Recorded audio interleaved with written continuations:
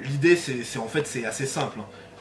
L'immigration massive que subissent la France et l'Europe crée des troubles majeurs. Des troubles majeurs sur le plan culturel, sur le plan identitaire, sur le plan sanitaire, sur le plan sécuritaire, sur le plan social, sur le plan économique.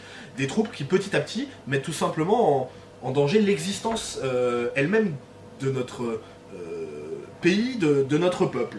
La réponse qu'on doit y apporter, c'est une remigration.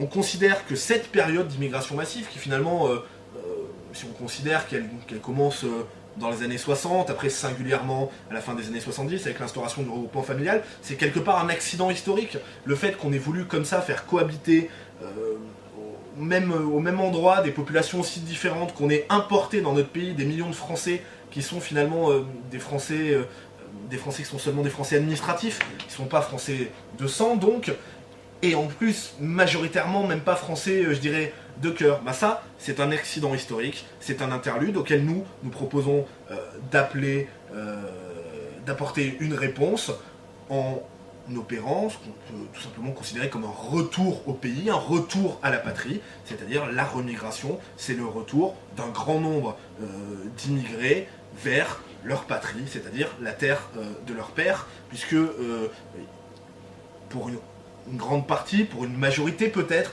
ils ne se reconnaissent pas dans ce pays, ce qui fait qu'en conséquence, un certain nombre de Français aussi ne les reconnaissent pas comme leurs compatriotes.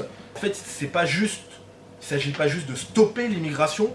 Stopper l'immigration, c'est quelque chose qui aujourd'hui est assez commun dans le débat public finalement. Je suis sûr que petit à petit, la majorité des forces politiques vont venir vers cette idée d'un frein assez important, voire d'un arrêt de l'immigration. Mais il ne s'agit pas seulement de stopper l'immigration, mais bien d'engager le processus inverse.